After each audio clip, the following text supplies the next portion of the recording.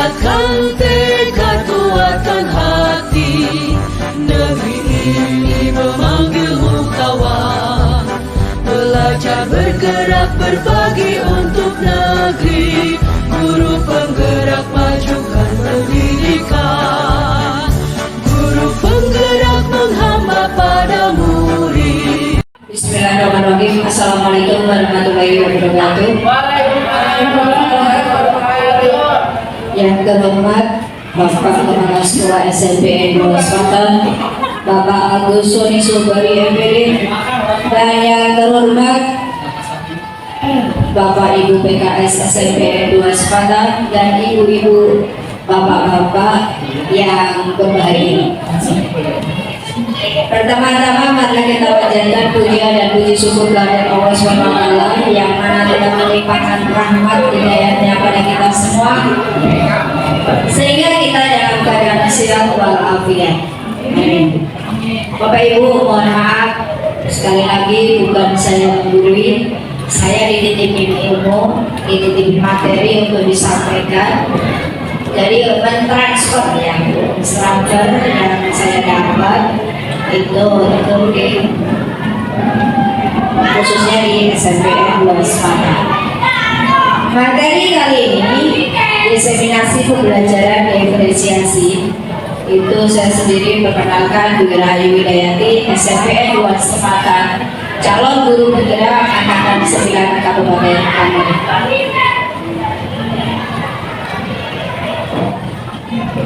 Diseminasi tentang berdiferensiasi. Bingung kan? Kenapa sih kurikulum perlu berubah?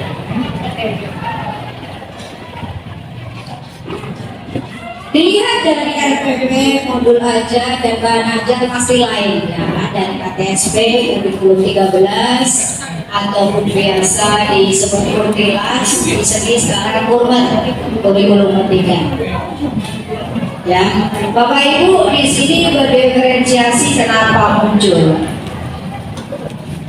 Di kelas Bapak Ibu itu satu kelas itu beda-beda dari minat belajar, dari bakatnya, dari cara belajarnya itu lain.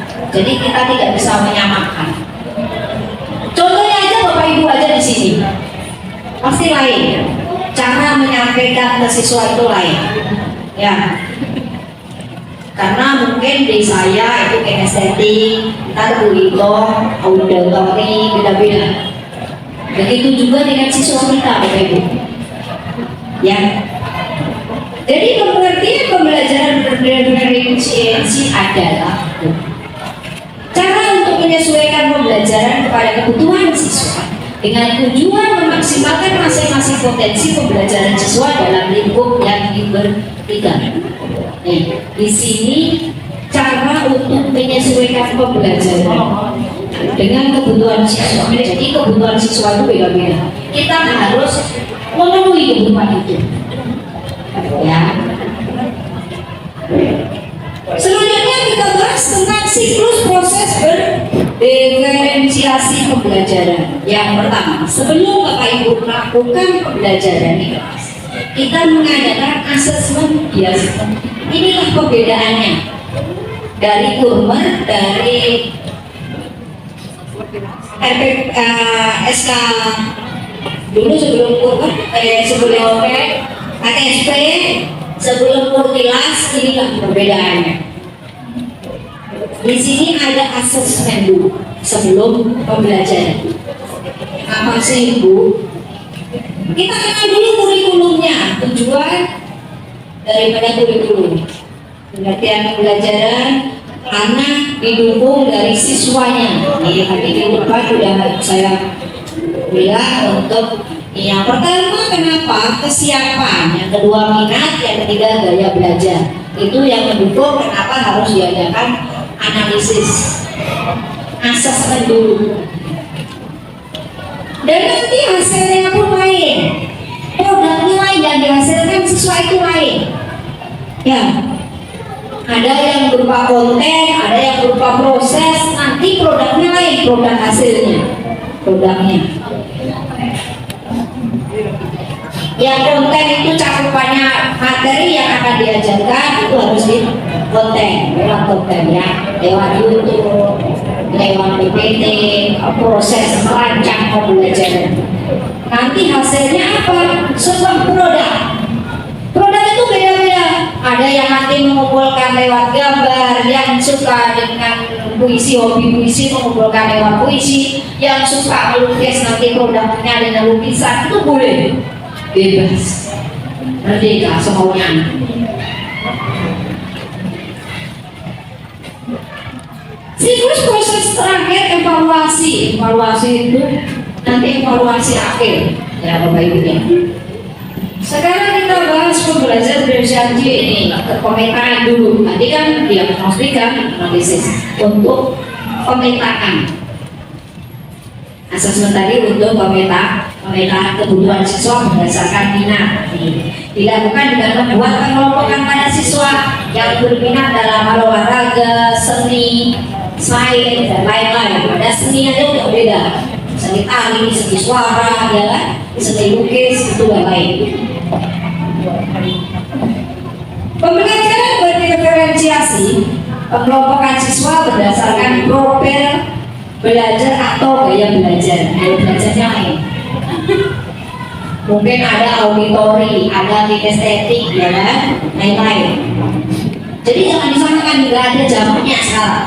Anak-anak ngaku, kerjakan halaman 1 sampai halaman 30 dirangkum ya. Begitu jam kedua, nah jam selanjutnya kita bahas, udah capek, tangan saya udah gempol. Kenapa? Tadi suruh rangkum Bu, halaman pertama sampai terakhir. Itu udah gak jaman lagi. Kita ganti, ya. Kita ganti dengan apa? Gaya belajarnya udah lain. Nih, tadi komponen yang dibedakan. Nih, tadi sudah saya jelaskan ya, konten, produk, proses, lingkungan belajar. Tadi ditambahin adalah belajar fisik. Apa yang perlu dipelajari siswa, bagaimana siswa mendapatkan akses. Nanti silakan yang pengen materi ini. Asesmen tadi untuk pemetaan kebutuhan siswa berdasarkan minat. Dilakukan dengan membuat pengelompokan pada siswa yang berminat dalam hal olahraga, seni, sains dan lain-lain. Ada seni aja udah beda. Seni tari, seni suara, ya kan? Seni lukis itu yang lain. Pembelajaran berdiferensiasi, pengelompokan siswa berdasarkan profil belajar atau gaya belajar. Gaya belajarnya lain. Mungkin ada auditori, ada kinestetik, ya kan? Lain-lain. Jadi jangan disamakan, nggak ada jamaknya sekarang. Anak-anak ngaku, kerjakan halaman 1 sampai halaman 30 dirangkum ya. Begitu jam kedua, nah jam selanjutnya kita bahas, udah capek, tangan saya udah gempol. Kenapa? Tadi suruh rangkum Bu, halaman pertama sampai terakhir. Itu udah gak jaman lagi. Kita ganti, ya. Kita ganti dengan apa? Gaya belajarnya udah lain. Nih, tadi komponen yang dibedakan. Nih, tadi sudah saya jelaskan ya, konten, produk, proses, lingkungan belajar. Tadi ditambahin adalah belajar fisik. Apa yang perlu dipelajari siswa, bagaimana siswa mendapatkan akses. Nanti silakan yang pengen materi ini bisa copy ya. Selain berdiferensiasi, kita mengenal dengan PSE di kurikulum ini. Apa sih Bu? Nah, pembelajaran sosial emosional. Nih, yang dipelajari apa? Tujuan pembelajaran, definisi dulu. Nanti saya lihat banyak yang PPG, udah ikut PPG. Pasti nanti di kelas pembelajarannya lain. Jadi yang awalnya itu tidak menyampaikan tujuan pembelajaran, kita harus menyampaikan tujuan pembelajaran. Pernah beberapa siswa saya menjelaskan, nah kita memiliki tujuan pembelajaran ini. Saya jelaskan tujuan pembelajaran. Ada siswa yang nanya, Bu, kok kenapa hanya Ibu yang menjelaskan tujuan pembelajarannya? jawab, nah seandainya saya suruh kamu ke Tangerang, nah, kamu nggak nanya ke Tangerang lu ngapain? Sampai di sana, nah, tolong kita itu air sesedani. Nah, nggak nanya tujuannya apa? Ya kan? Jadi kita sampaikan dulu tujuan pembelajaran. Jadi target kita apa? Kita belajar ini tujuan kita apa? Misalnya kita belajar dari puisi misalnya bahasa Indonesia. Buat apa sih Bu kita mengenal puisi? Misalnya kosakata misalnya. Buat apa sih? Kita jelaskan. Ya. Selanjutnya 5 kompetensi sosial. Ini yang perlu banget sekarang. Yang 5 kompetensi apa?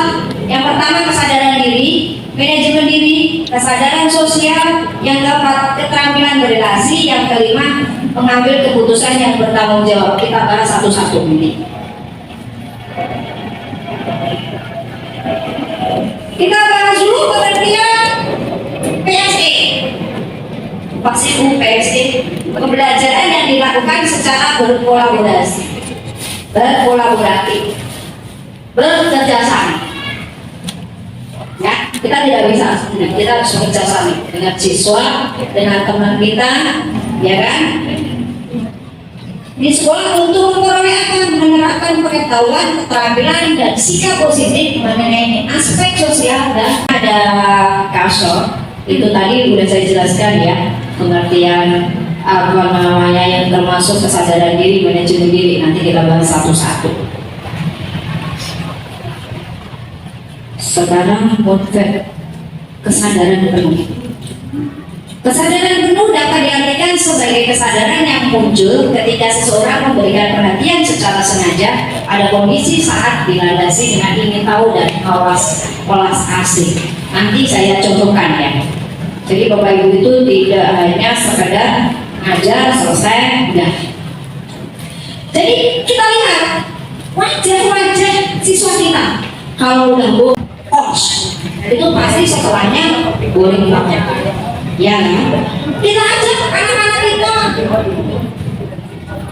happy dulu. Nah, maunya apa sih? Ditanyain. Maunya saja di buku. Mau kalian apa? Tulis saja. Jadi anak meluapkan emosi saat itu akan nantinya setelah meluapkan emosi kan anak udah lega. Baru kita mulai belajar. Kalau enggak kita permainan dulu, game dulu. Contohnya apa? Kita bentuk lingkaran. Nanti kita ingin nanti bisa. Ya. Kita bentuk lingkaran. Misalnya ini seperti ini pun bisa. Misalnya ini saya duduk tengah, kanan kiri itu berhadapan dengan menyebut nama berlawanan. Misalnya Bu Ati nyebut Miss Mika nyebut Bu Ati. Seperti itu. Bu itu langsung yang kanan kiri berhadapan. Itu konsentrasi yang penting. Kalau kita berlawanan, misalnya lakukan apa yang saya bilang, misalnya pegang pipi, pegang hidung, pegang telinga. Kita nggak ngomong, pegang kaki nggak ngomong. Kita langsung ngomong kaki. Itu konsentrasinya kan? Berarti apa? Jadi anak itu nggak boleh pegang kaki karena saya nggak ngomong pegang kaki. Ya. Pegang pipi berarti kita harus pegang. Ya. Kening berarti nggak harus pegang dong. Kan saya cuma ngomong kening, tidak harus pegang kening. Berarti pegangnya apa? Nah itu melatih konsentrasi. Kan saya cuma ngomong kening, tidak harus pegang kening. Berarti pegangnya apa? Nah itu melatih konsentrasi. Ya, itu salah satunya. Di sini ada ide-ide pembelajaran sosial emosional. Salah satunya nih. Sebenarnya Bapak Ibu itu udah jenius, udah pada hebat. Sebenarnya udah melaksanakannya, tapi nggak sadar. Iya kan? Iya. Saya yakin udah melaksanakan. Konferensi apa sih? Stop itu apa sih? Sebenarnya Bapak Ibu itu udah melaksanakan, tapi nggak ngerti. Saya kemarin juga ditanya, itu udah saya laksanakan. Tapi kenapa kata ditanya nanti istilahnya doang beda? Ya, Bapak Ibu ya. Saya yakin Bapak Ibu itu dari guru itu udah lama, udah jenius, udah pada hebat. Cuma ada bahasanya ada kurikulum merdeka, kurikulum 13 kan lain bahasanya. Nih, salah satunya menciptakan iklim kelas budaya dan kebijakan. Saya tanya nih, kemarin materi yang lalu itu ada istilah kesepakatan kelas. Ya, udah dilakukan belum kesepakatan kelas? Ada yang udah, ada yang belum. Kesepakatan kelas itu ini sebenarnya, Bapak Ibu itu sebelum ajaran pembelajaran, kalian sepakati dulu. Ya, kalian sepakati dulu. Itu kesepakatan. Gimana kesepakatan sama peraturan? Masih lain. Kalau peraturan itu sifatnya memaksa dan wajib. Ya kan? Kalau kesepakatan kan disepakati dua sisi, dari siswa dan dari guru. Beda ya? Sama-sama enak Bu. Nah, sama-sama enak. Itu yang dicari. Itu sama-sama Bapak Ibu enak, serius. Saya pernah nih anak-anak, saya masuk kelas harus bersih ya, dan tidak ada yang ngomongan kasar misalnya. Itu kesepakatan Bapak Ibu aja. Ya, mungkin ke depannya, semoga depannya bisa menerapkan kesepakatan kelas. Di sini ada kebijakan iklim kelas budaya dan kebijakan sekolah. Saya nggak akan mentoel tentang kebijakan sekolah. Itu bukan yang saya ya. Menciptakan iklim kelas dan budaya. Ini salah satunya membangun hubungan koneksi yang tercipta aman dan nyaman. Ini koneksi antara siapa? Di sini dicontohkan interaksi positif terbangun, murid merasa aman dan nyaman. Ya, murid merasa aman dan nyaman. Kenapa Bu? Murid merasa nyaman dan aman. Bapak Ibu, mohon maaf, jangan PHP murid. Ya, nanti saya akan masuk. Sasaran saya nggak ada semua sih. Jangan di PHB nanti ya tunggu sebentar aja, ntar saya masuk. Sampai dipanggil berkali-kali, iya Mak, iya gitu. Jadi anak itu merasa tidak aman, tidak nyaman di kelas itu kan? Seperti itu, ya contohnya seperti itu. Nih, jadi ada ikatan yang saya percaya antara siswa dan murid itu tidak terjadi. Jadi kalau kita pengen aman, pengen nyaman, itu ada keterkaitannya. Percaya dulu, siswa itu percaya dulu. Kalau nggak percaya, nggak bakalan tadi kubri sama mereka juga, ya kan? Nih, di sini ada ketertarikan, keterlibatan. Nih, tapi ada contoh kesadaran diri ya, manajemen diri. Sekarang kita masuk kesadaran diri. Mari melatih menyadari diri, 6 emosi. Bapak Ibu nanti bisa ini diterapkan di kelas kesadaran diri. Misalnya, Bapak Ibu masuk setelah pembukaan, gimana perasaan kalian? Nanti Bapak Ibu bisa pakai yang kecil-kecil, kertas kecil-kecil, pakai mood ya, mood yang itu ada yang senang, ada yang takut, ada yang sedih, ada yang marah. Itu kan ada masing-masing itu. Emotikon. Nah, jadi nanti ditempelin ke depan. Oh, kenapa kamu sedih? Kenapa kamu senang? Coba cerita. Sekarang makin enggak tertuju pada materi harus selesai enggak? Kita bangun dulu, coba.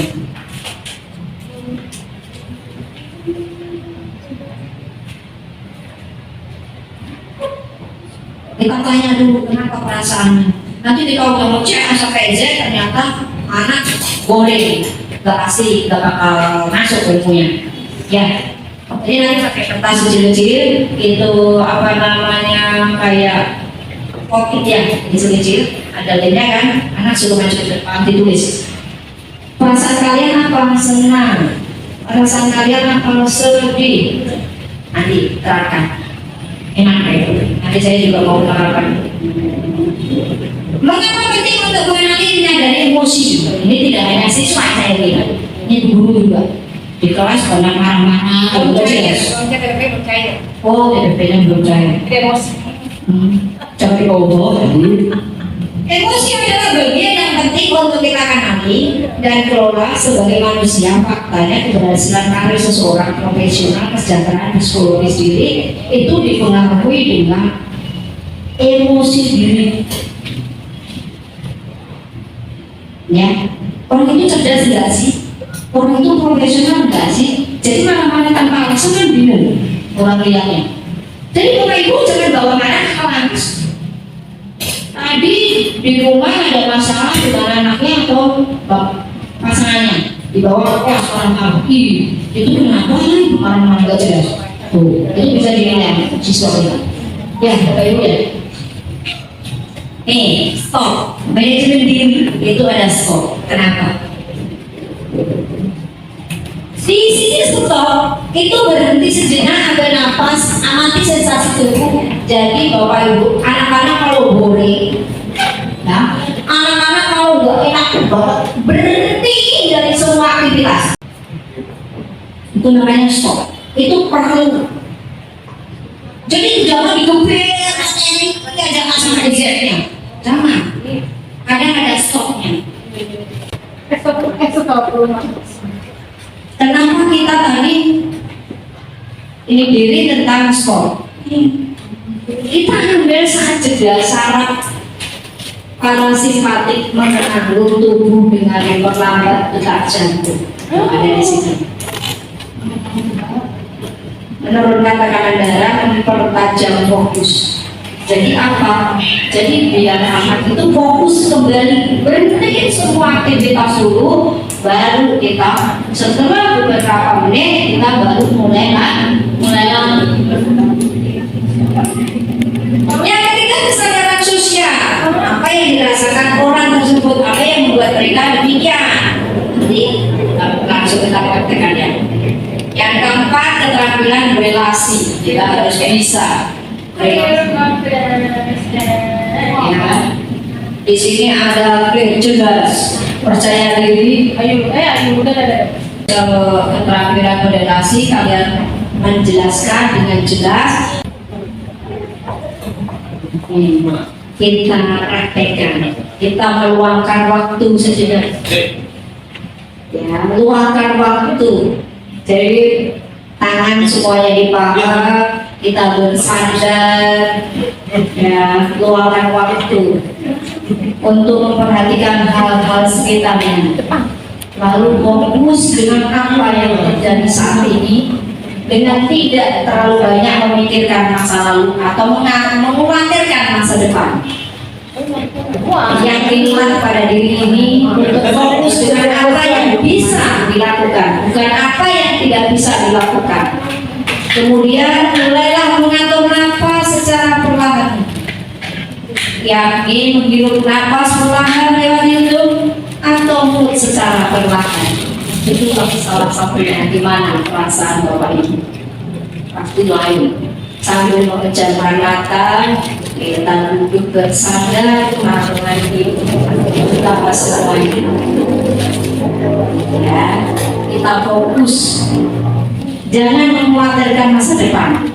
Ya, fokus dengan apa yang bisa kita lakukan. Ya, Bapak Ibu, kita masuk refleksi. Bapak Ibu, refleksi ini tidak hanya di sini ya. Jadi setiap kali ada setelah pembelajaran, kita usahakan ada refleksi. Bilangnya dari senior, Bapak Guru. Itu kalau nggak ada refleksi, ibarat sayur nggak ada ganggu. Cici, ya Bito nih, ya. Ini biasanya Pak Tuhan nih, guru penuh cinta. Pak Tuhannya lagi ngurusin PPD. Ya, ini Bito Semarang. Cici, guru penuh cinta. Ya. Di sini saya akan silakan ada yang penguatan refleksi, mungkin ada salah satu atau dua guru yang mau merefleksi hasil hari ini. Silakan Bu Andi. Bagi aja lah.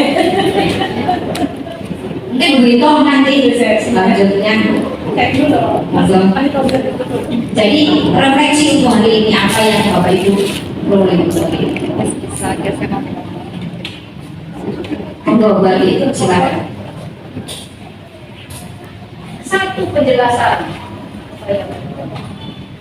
Terima kasih Bu Dwi, pendapatan Bu Dwi mengenai materi diferensiasi, pembelajaran diferensiasi itu sangat bagus sekali, dan di situ dibahas bagaimana guru itu bisa menyenangkan siswa dalam kelasnya, dan semoga kita semua bisa mempraktekkan secara perlahan ya, walaupun tidak mudah. Itu saja Bu Dwi yang bisa saya sampaikan. Terima kasih. Kita kasih upload. Terima kasih Bapak Ibu. Mungkin Bu itu biasanya ini apa guru penuh cinta.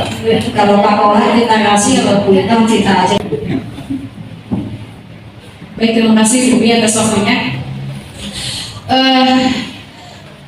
Setelah Bu Bi memaparkan tentang diferensiasi, semoga depannya kita bisa terapkan di kelas sehingga nanti anak bisa nyaman, aman, dan kita bisa dirindukan oleh siswa. Kedatangan kita dirindukan, tidak dibenci, tidak di oh my god itu lagi gitu kan. Oke guys, siswa menjadi lebih siswa menjadi lebih tenang di kelas, ya, bisa bebas belajar sebebas kurikulum merdeka. Artinya kita tetap terikat dengan pembelajaran kita, ya. Sebelum pembelajaran, siswa bisa mengapresiasikan apa sih yang saya mau. Jadi mereka bisa menelaah atau bisa memanfaatkan bisa menyerap ilmu kita dengan cara seperti itu. Sekian mungkin Bu yang bisa saya sampaikan. Terima kasih. Terima kasih. Terima kasih Bu Ito, guru penuh cinta kasih. Beri upload. Demikian tadi pemaparan pembelajaran diferensiasi SOP dan konvensi. Semoga bisa diterapkan Bapak Ibu. Ya, mohon maaf. Assalamualaikum warahmatullahi wabarakatuh.